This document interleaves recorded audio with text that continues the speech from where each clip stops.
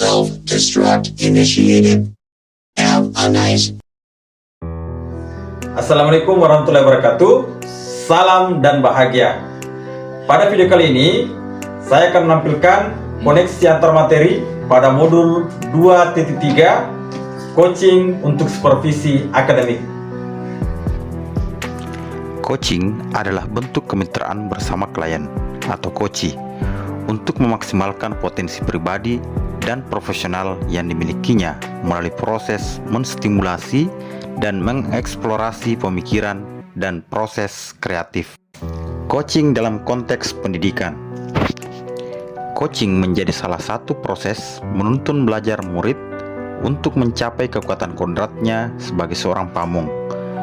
Guru dapat memberikan tuntunan melalui pertanyaan-pertanyaan reflektif dan efektif agar kekuatan kodrat anak terpancar dari dirinya. Paradigma berpikir coaching.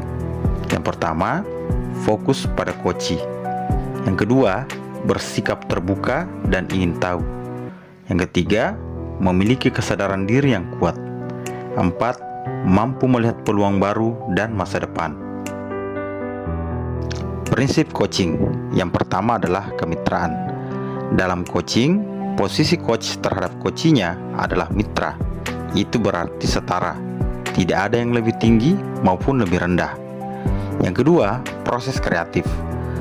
Proses kreatif ini dilakukan melalui percakapan dua arah, memicu proses berpikir coachee dan memetakan serta menggali situasi coachee untuk menghasilkan ide-ide baru. Yang ketiga, memaksimalkan potensi. Untuk memaksimalkan potensi dan memberdayakan rekan sejawat, percakapan perlu diakhiri dengan suatu rencana tindak lanjut yang diputuskan oleh rekan yang dikembangkan. Kompetensi inti coaching. Yang pertama, kehadiran penuh atau presence. Kemampuan untuk bisa hadir utuh bagi coachee atau di dalam coaching disebut coaching presence, sehingga badan, pikiran, dan hati selaras saat melakukan percakapan coaching. Kehadiran penuh ini adalah bagian dari kesadaran diri yang akan membantu munculnya paradigma berpikir dan kompetensi lain saat kita melakukan percakapan coaching. Yang kedua, mendengarkan aktif. Kemampuan untuk fokus pada apa yang dikatakan oleh lawan bicara dan memahami keseluruhan makna yang tidak terucapkan. Yang ketiga, mengajukan pertanyaan berbobot. Pertanyaan diajukan seorang coach diharapkan menggugah orang untuk berpikir dan dapat menstimulasi pemikiran coachee, memunculkan hal-hal yang mungkin belum terpikirkan sebelumnya, mengungkapkan emosi atau nilai dalam diri, dan yang dapat mendorong coachee untuk membuat sebuah aksi bagi pengembangan diri dan kompetensi. Alur percakapan Tirta. Yang pertama, tujuan. Menyepakati topik pembicaraan dan hasil pembicaraan. Yang kedua, identifikasi, yaitu menggali dan memetakan situasi saat ini, menghubungkan fakta-fakta yang ada. Yang ketiga, rencana aksi, yaitu pengembangan ide atau alternatif solusi untuk rencana yang akan dibuat. Dan yang keempat, tanggung jawab, membuat komitmen atas hasil yang dicapai dan untuk langkah selanjutnya. Supervisi akademik dengan paradigma berpikir coaching.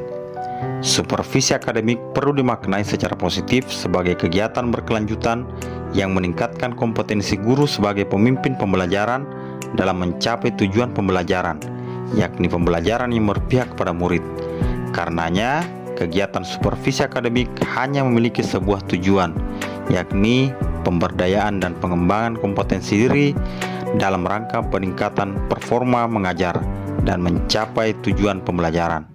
Dalam pelaksanaannya, ada dua paradigma utama yang menjadi landasan untuk menjalankan proses supervisi akademik yang memberdayakan, yaitu paradigma pengembangan kompetensi yang berkelanjutan dan optimalisasi potensi individu. Pemikiran reflektif terkait pengalaman belajar. Yang pertama, emosi-emosi yang dirasakan. Itu termotivasi untuk menerapkan praktik coaching secara berkelanjutan dengan murid dan rekan sejawat agar mendapatkan keterampilan coaching untuk supervisi akademik.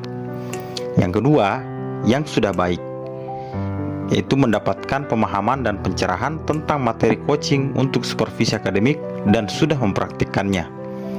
Yang ketiga, yang perlu diperbaiki, yaitu kompetensi mengajukan pertanyaan berbobot. Dan yang keempat, keterkaitan terhadap kompetensi dan kematangan diri pribadi, yaitu mengoptimalkan kekuatan diri sebagai seorang pendidik yang mampu menjadi seorang coach dan melakukan coaching bagi orang-orang di lingkungan sekitar. Analisis terkait modul 2.3 coaching untuk supervisi akademik. Yang pertama, pertanyaan kritis. Seberapa penting penerapan coaching dalam supervisi akademik? Yang kedua, wawasan baru. Coaching sebagai proses membangun kemitraan dan menghilangkan kesenjangan.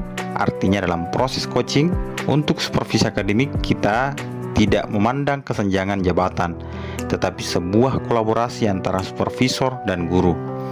Yang ketiga adalah tantangan. Supervisi akademik selama ini dipandang sebagai sebuah proses penilaian satu arah oleh atasan kepada bawahan. Tantangannya adalah mengubah mindset tersebut bahwa supervisi akademik pada dasarnya adalah proses kolaborasi yang memberdayakan.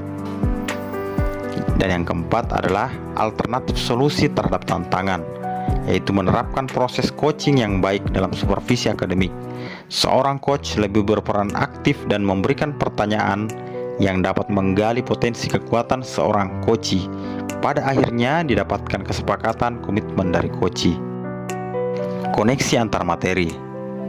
Pada modul 2.1 yaitu pembelajaran berdiferensiasi. Dalam pembelajaran berdiferensiasi dilakukan pemetaan kebutuhan belajar murid, meliputi kesiapan belajar, minat belajar, dan profil belajar murid. Hasil pemetaan dapat digunakan murid atau coachee dalam proses coaching. Seorang coach mampu mengoptimalkan potensi yang ada pada murid.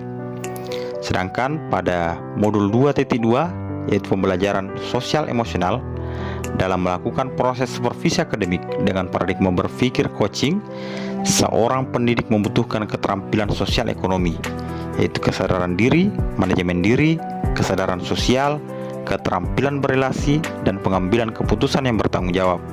Seorang coach perlu memahami dan menumbuhkan kompetensi sosial dan emosional.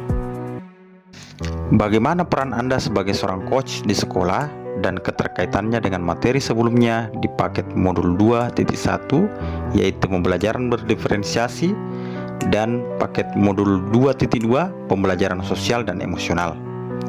Salah satu prinsip coaching adalah memaksimalkan potensi coachee. Dengan memberdayakannya, percakapan coaching perlu diakhiri dengan suatu rencana tindak lanjut yang bertanggung jawab dan diputuskan oleh coachee. Karena potensi coachee beragam, maka dalam proses coaching memerlukan keterampilan sosial dan emosional untuk memenuhi kebutuhan pengembangannya dan memaksimalkan potensi seorang coachee. Di dalam kompetensi coaching dan alur percakapan Tirta mengharuskan kita sebagai seorang coach untuk dapat melakukan kehadiran penuh, salah satunya dengan melakukan teknik stop dan mindful listening. Bagaimana keterkaitan keterampilan coaching dengan pengembangan kompetensi sebagai pemimpin pembelajaran? Melalui praktik baik coaching terhadap murid dan rekan sejawat, dengan menerapkan paradigma, prinsip, dan kompetensi inti coaching, saya dapat memaksimalkan peran sebagai seorang pemimpin pembelajaran. Coaching menjadi salah satu proses untuk memastikan bahwa supervisi akademik yang diupayakan benar-benar fokus pada proses pembelajaran yang berpihak pada murid, dan sebagai bentuk pengembangan diri dalam menguatkan peran sebagai pemimpin pembelajaran. Rangkaian supervisi akademik merupakan suatu usaha yang mendorong perbaikan dan pengembangan yang memberdayakan, sehingga menjadi kunci pembuka pengembangan potensi diri dalam memaksimalkan kinerja, yaitu menjadi pemimpin pembelajaran. Terima kasih telah menyimak video ini.